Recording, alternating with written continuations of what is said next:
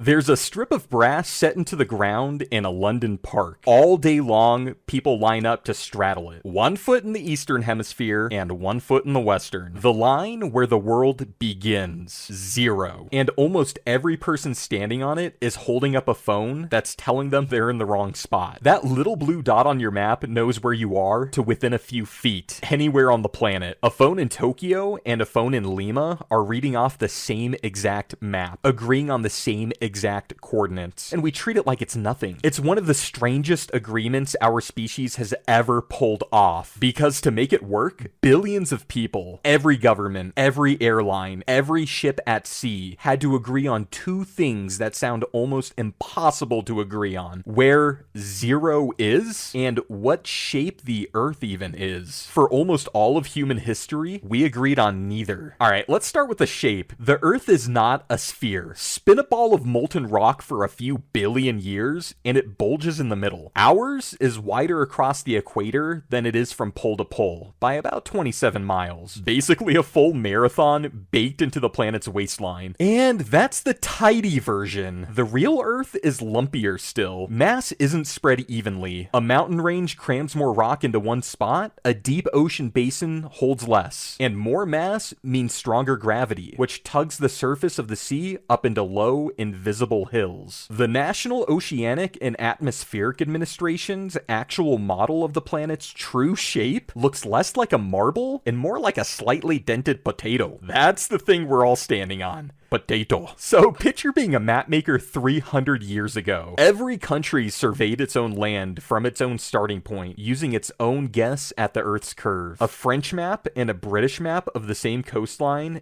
didn't quite line up. The same dot on the ocean could sit in 2 different places, depending on whose chart you trusted. And the deepest disagreement of all was where to even start counting. Your east-west position, longitude, has no natural 0. Latitude gets the equator for free, handed over by the spin of the planet. But the line for 0 on longitude? Somebody kinda just has to pick it. And for centuries, everybody kinda just picked their own. Ships left port counting from Paris, from Rome, from Copenhagen. The same patch of empty sea had a different longitude depending on which country's captain you asked. By the 1880s, with railways and global trade exploding, this had become a genuine problem. So in 1884, the US president invited the world to Washington to settle it once and for all. 41 delegates, 25 nations, 1 room, and 1 vote where the world begins. And here's where it turns kinda petty. They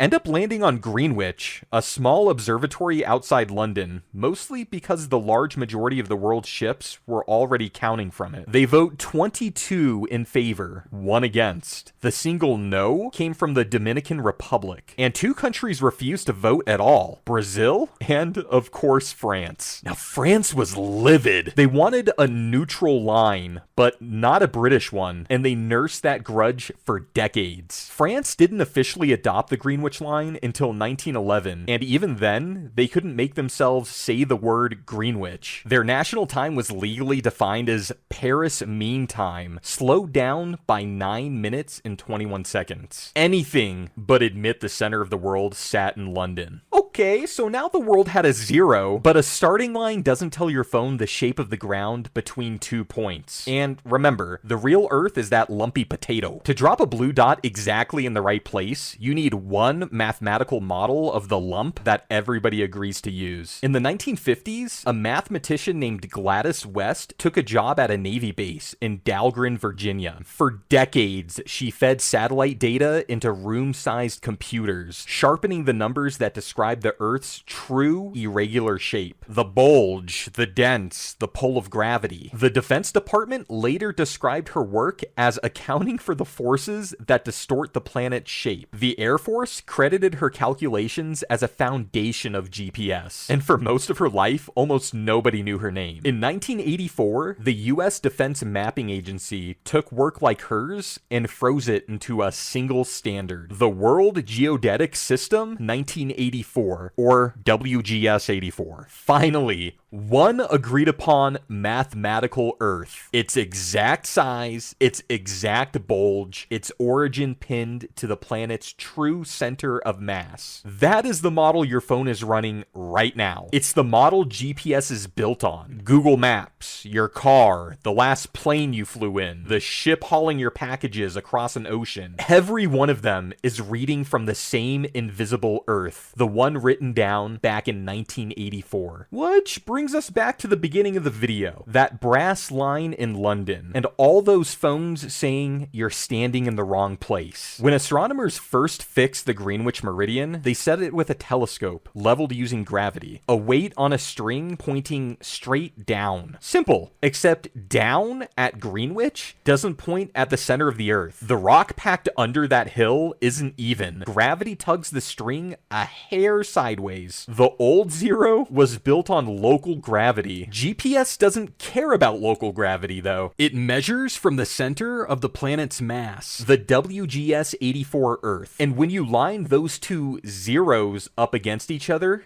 they don't match. True zero longitude, the one your phone believes in, sits about 102 meters east of the brass strip, roughly the length of a football field. Walk past the gift shop, past the crowd posing on the famous line, keep going, and somewhere over there in the grass with no monument and no plaque is where the world actually begins. So we pulled off the most universal agreement in human history. Every map on the planet stacked on top of each other, lining up. And the most famous line on the map, the one millions of people fly across the world to stand on, is off by the length of a football field. Nobody moved the line. We just finally measured the world precisely enough to notice it was never quite where we thought it was. And your phone has known the whole time.